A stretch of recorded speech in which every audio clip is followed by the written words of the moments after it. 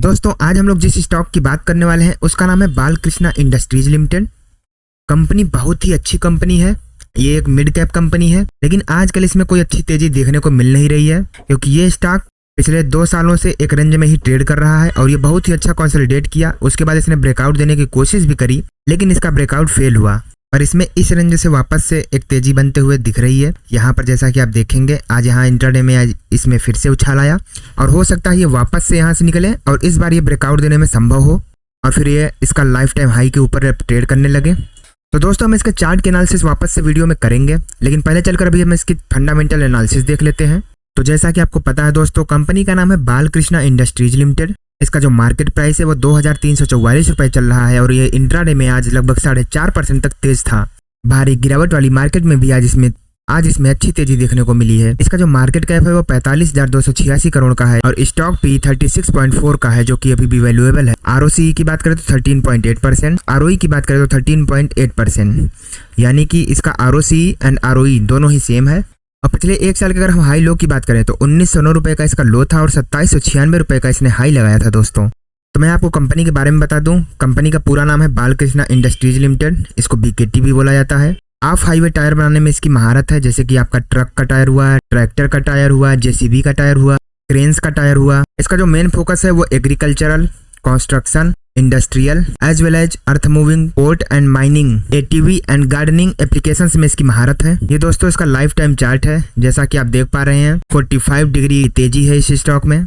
Company के pros and cons की बात करें तो company has been maintaining a healthy dividend payout of 31.6% और वहीं पर अगर कॉन्स की बात करें तो ऐसा कुछ खास है नहीं। दोस्तों अगर हम इस कंपनी के पीयर कंपैरिजन की बात करते हैं तो जैसा कि आपको मैंने पहले भी बता दिया कि कंपनी टायर सेक्टर में काम करती है। इसमें आपका एमआरएफ हुआ, Balkrishna industries, Apollo tyres, JK tyres, CEAT, TVS and Goodyear जैसी बहुत ही बेहतरीन कंपनियां इसी सेक्टर में काम करती हैं और लगभग सभी की इस सेक्टर में अपनी अपनी एक महारत है। बीकेटी की अगर हम क्वार्टरली रिजल्ट्स की बात करें तो इसका जो सेल्स ग्रोथ है वो दिसंबर 2020 में 1509 करोड़ का था, दिसंबर 2021 में 2046 करोड़ का, दिसंबर 2022 में 2166 करोड़ और दिसंबर 2023 में 2274 करोड़ का है। वहीं नेट प्रॉफिट की बात करें तो जहां दिसंबर 2020 में 325 करोड़ का प्रॉफिट था, दिसंबर 2021 में 339 करोड़ का प्रॉफिट, दिसंबर 2022 में 108 करोड़ का प्रॉफिट और अगर दिसंबर 2023 में बात करें तो कुल 305 करोड़ का प्रॉफिट है। इसके अगर हम प्रॉफिट एंड लॉस की बात करें तो इसका जो सेल्स ग्रोथ है वो मार्च 2012 में 3014 करोड़ का था, मार्च 2015 में 3813 करोड़, मार्च 2018 में 4444 करोड़, मार्च 2021 में 5783 करोड़ और करंट में बात करें तो कुल करंट में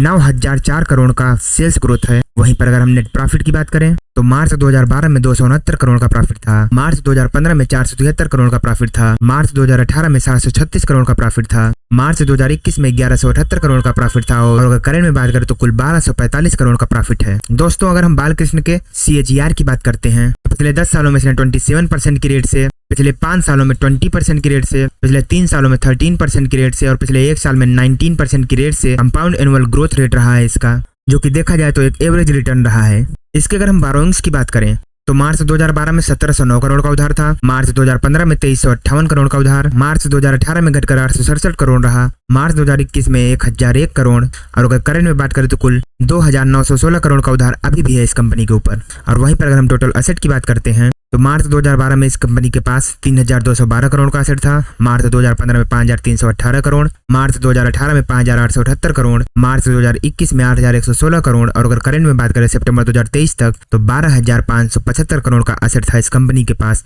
जो कि काफी अच्छी बात है। दोस्तों हम बालकृष्णा इंडस्ट्रीज के शेयर होल्डिंग पैटर्न की चर्चा कर लेते हैं। तो इसमें प्रमोटर्स की हिस्सेदारी मार्च 2021 में 58.30% पर थी और दिसंबर 2023 में भी 58.30% ही है, यानी कि प्रमोटर्स ने अपनी हिस्सेदारी के साथ न ही तो बढ़ाया है और ना ही घटाया है, यानी कि कोई भी छेड़खानी नहीं करी है। इनकी हिस्सेदारी ज्यों की त्यों है। वहीं पर अगर हम FIIs की बात करें तो जहां FIIs मार्च 2021 में 14.40% पर थे, इन्होंने अपना पोजीशन कम करके 12.69% किया है। वहीं पर TIIs की बात करें तो 14.60% से 21.32% किया है। और गवर्नमेंट की बात करें तो गवर्नमेंट का जहां पहले कोई भी हिस्सा नहीं था, इन्होंने पिछले कुछ क्वार्टर्स में माल बढ़ा के कुल इस समय 0.10% तक स्टेक बढ़ा लिया है। वहीं पर अगर हम पब्लिक की हिस्सेदारी की बात करें तो पब्लिक जहां पर मार्च 2021 में 12.71% पर थी, वहीं पर दिसंबर 2023 में 7.59% पर हो चुकी है। यानी कि इसमें से पब्लिक अपना पोजीशन बेच रही है और DIIs देखा जाए तो सबसे ज्यादा अपना माल बढ़ा रहे हैं और गवर्नमेंट भी अपना माल बढ़ा रही है। तो देखा जाए तो प्रमोटर्स अपनी हिस्सेदारी बरकरार रखे हैं, DIIs अपनी पोजीशन बढ़ा रहे हैं और गवर्नमेंट भी अपनी पोजीशन बढ़ा रहा है। और सबसे अच्छी बात है कि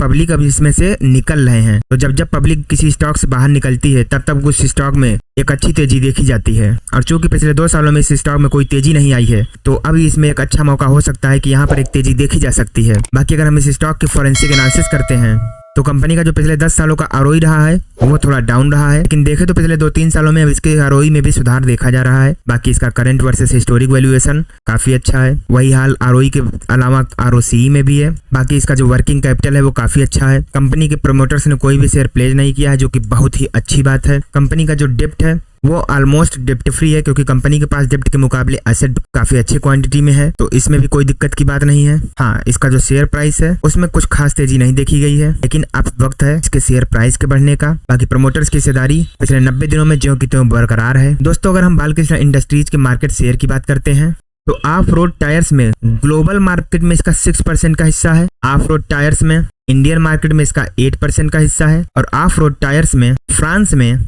इसका 2.20% का हिस्सा है। यानी कि इस कंपनी की ऑफ रोड टायर्स में काफी अच्छी महारत है। बाकी अगर हम इसके रेवेन्यू की बात करते हैं तो इसका जो सेगमेंट है वो ट्यूब्स एंड टायर्स का है। इसके लोकेशन की बात करें तो यूरोप से इसका 45.5% का बिजनेस आता है, इंडिया से 22.2% का बिजनेस आता है और नॉर्थ अमेरिका से 20% का बिजनेस आता है एंड 12.3% अदर्स। इसके अगर हम कस्टमर सेगमेंट की बात करें तो एग्रीकल्चर में इसका 58.2% का हिस्सा है, OTR में 38.5% का। OEMs वर्सेस आफ्टर मार्केट की अगर बात करें तो वॉल्यूम जो है वो आफ्टर मार्केट में 71.5% है एंड OEM 26.5%। और इसके हम एसेट की अगर बात करें तो इंडिया में इसका 99.6% का एसेट है एंड आउटसाइड इंडिया 0.4%। यानी कि ये कंपनी भले ही अपना प्रोडक्ट बाहर एक्सपोर्ट करती हो, लेकिन जो मैन्युफैक्चरिंग है वो इसकी इंडिया में ही होती है। बाकी दोस्तों, हम वापस से चार्ट पर आ चुके हैं। तो जैसा कि आप देख रहे हैं इस स्टॉक में अच्छी तेजी आती है, थोड़े दिन स्टॉक कंसोलिडेट करता है, उसके बाद ये इसमें वापस से तेजी आती है, फिर प्राइस एक्शन बनाता है, फिर से इसमें अच्छी तेजी आती है। और अगर देखा जाए तो पिछले 2 सालों से इसने अपने हाई को ब्रेक नहीं किया है और अब ये ऐसे जोन में है कि यहाँ से ये निकलने के बाद इसमें काफी अच्छी तेजी देखने को मिल सकती है। तो अगर आप एक लॉन्ग टर्म इन्वेस्टर हैं तो ये स्टॉक आपके पोर्टफोलियो का हिस्सा हो सकता है। बाकी कोई भी इन्वेस्टमेंट करनी हो एक बार खुद की एनालिसिस जरूर कर लीजिएगा।